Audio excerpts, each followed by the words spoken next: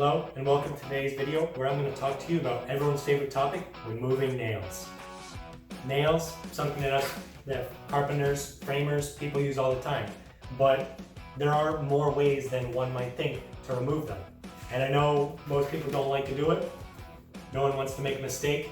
It's best to get it in the first time right away, much faster, much easier, but gotta be done. No one's perfect, especially not me. So for this demonstration, got my tool belt loaded up with some different methods for removing different nails from a wood. And for demonstration purposes, I had some 16 penny nails, but no point in wasting them just to pull them up. So I got there's some 4 penny right here. They're small, I think, what are they, inch and a half? Or just, yeah, inch and a half, 4 pennies. So this right here, it's gonna be good that we can put it in this 4x4 right here and demonstrate the couple methods to remove a nail. All right, so a couple of things. First, let's drive in a nail. Got some there, I actually put them in my tool belt here, probably easier for that. Grab my hammer here. And in this block of 4x4 3 old, I already have a bunch of nails struck in here. I was just doing something to hit a bunch in there. So if I hit one hard and it doesn't go in, that's probably why. So I'm gonna take it. This table's really soft, but that's okay. So this one right here, in pretty good. First thing that most people are gonna do, back of the hammer, right behind there. So this one right here is pretty hard in there. So some people are gonna have a hard time with their hammer. That's why we have other tools for this. So if you're really stuck, you might be able to figure it out. You got the back of it, you can try and work it out a little bit. But this is where you're gonna want other tools. We'll talk about hammer in a minute, but we'll go with some others first. So with that, let's talk about the most common one, cat's paw. So right here has 2 sides on it. What these are for is different amounts of leverage. So this one right here, the 90-degree one is gonna give you, when you rotate it, think about, with leverage, think about the trade-off between length and strength. So when you pull this out right here, you're gonna pull that screw out a lot just to move it from here to here. So you're moving your handle 90 degrees and you're moving that nail 2 inches. So that's a decent amount of movement. This one right here though, on the other hand, which you can pull out, is gonna be a lot less movement. Look at this right here. So it's angled so that you can hit that in, and with pushing it, it's gonna pull it up. This one right here moves it a lot less. So that's gonna give you more leverage. So this flat one is gonna be stronger. When you're using a cat's paw, usually it's gonna break the wood a little bit, not gonna look quite as nice. So for this one, just gonna try hitting this one first. So it'd be nice if this wood was secure, hopefully it will be. Hit it at an angle, line it up, and let's see what happens.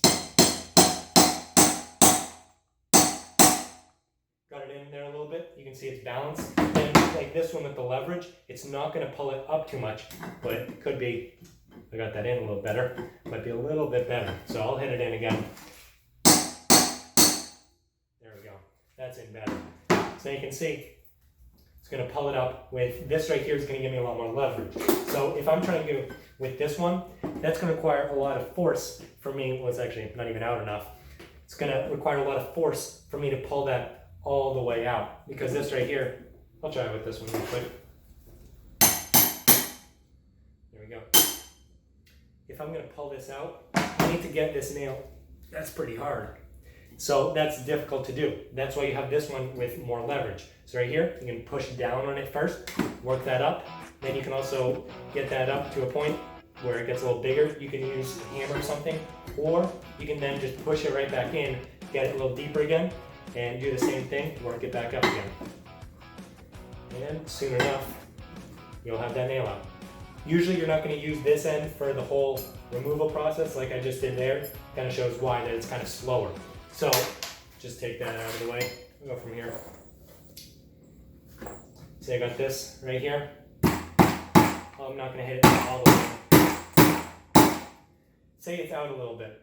So we're gonna try and show that cat's paw again with this other one. So say you do this one just to get it out a little bit more. You're gonna hit it at an angle, 45 degrees right under.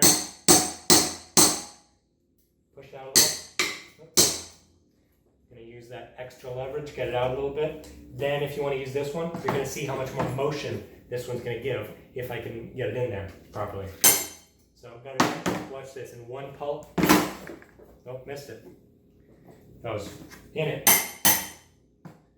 Not quite under it. Let me pull that out a little more. Making a mess of this 4x4. Oh well. So got it out a little more. Alright. Get out of there. Alright, so now I'm going to show you if I had this one. This side right here generally needs to be underneath the head of the nail, just because it's a little thicker. So this right here, once you get it in, if this one would work, then you can take it and in one pull, usually, you can get a lot more motion on it. So that was a pretty bad demonstration, but you hopefully get the idea that this one right here, in one push, you're going to get a lot more motion than in this one. In one push, you're going to go from the ground to here. So just going to show a little bit more with this, with the next one. All right, so the next one, say I have one that your hammer is able to get to. So say I take a nail, get a little more in. Some leverage here, I might have mentioned it before, but you're going to trade strength for distance. So the traditional hammer, what you're going to do with the sideways, you can see, is you're going to take it right here and pull that back right there. So in leverage, like I said, trading distance or strength, that's the name of the game. If I go like this, and think about this right here, moving this, we'll say this 90 degrees, I don't know, say a foot. If I'm moving that a foot, that's moving this head of the hammer like 4 inches. So that's only like a 1 to 3 right there. So 4 inches versus 12 inches, that's going a lot of movement. So if I put this in, it's going to be heavy, going to pull it out. And again, talking about leverage there, this right here, if I pull 12 inches and I'm pulling that 3 inches, that's like 3 times the strength I'm pulling with versus going straight up. So it's stronger, 1 to 3 strength. Probably not perfect physics there, but whatever. You get the point. However, you take a nail in there, then maybe you have some bigger ones, 16 penny, maybe even bigger, and that's gonna be hard to remove. It's gonna be, you gotta like, nope. And just pull that up real quick with one of these other, got a little crowbar here just for good positioning for you guys to see.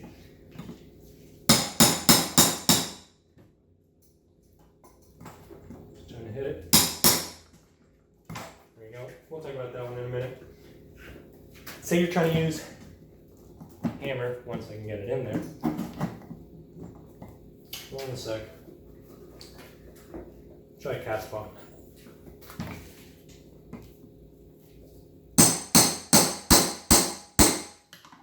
we go, get that up just a little bit. Just for the demonstration again. Talking about leverage, yes.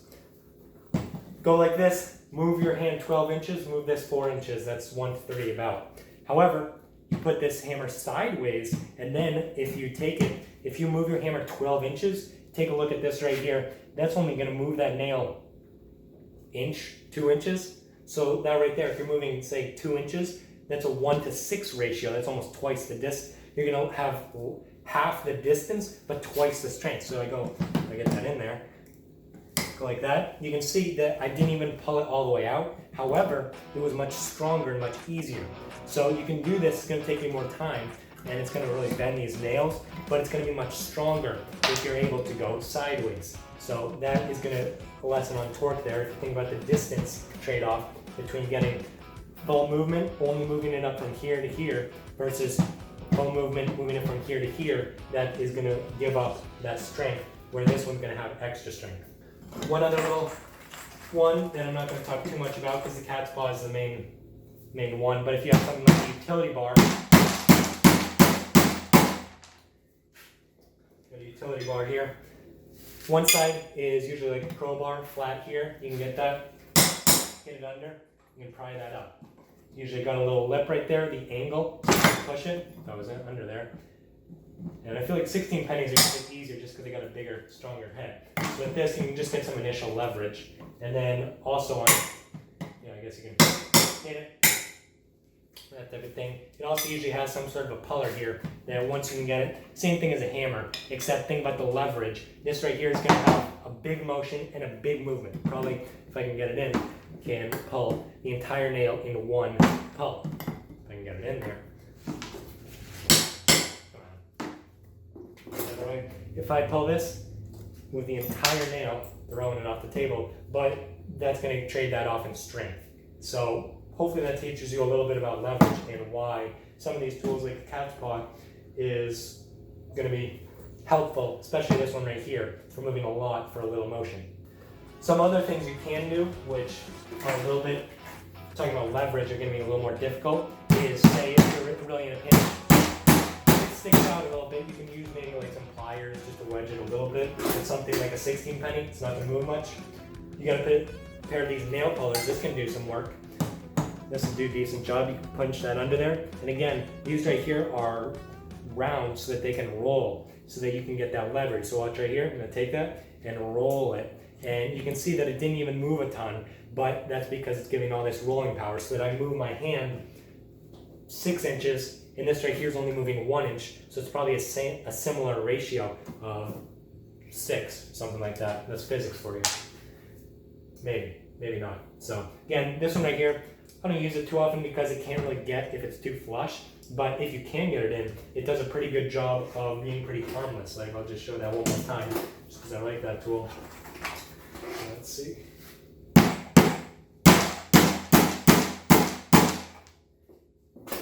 These nail pullers right here, put them in. You can clamp down real hard, get it in, good grip, and then again, a nice roll, and it's going to pull it out softly, because if you're using something too small of a head like a hammer, what can happen is you can damage, you're pulling up here, giving you a physics lesson today. Newton's second law, for every action there's an equal and opposite reaction. You're going to pull up right here. Hammer is going to push down here. So if you're pulling up, say 20 pounds, this is going to push 20 pounds of this hammer under here. It's going to could leave a dent. And so if you have a really skinny hammer, something like a cat's paw, this right here can leave a dent right under here at the pivot point. So that's why you want something soft. If you're really working residential, maybe put a little cloth or something, or maybe even just a piece of scrap wood. Well, like I was saying with this nail puller here, it's pretty large and soft and round, so that this roundness is going to be a little nicer to rolling it out without too much damage, and it really does it much smoother, whereas some of these others are going to be much more aggressive. So didn't do a great job today on actually pulling these nails out for you. I haven't practiced a lot recently, but hopefully gave you a little lesson on physics, which maybe you like, maybe you didn't like, but let us know in the comments, or visit us at our website at rdawg.com. That's rdawg.com. Thanks for watching. Have a great day. Bye.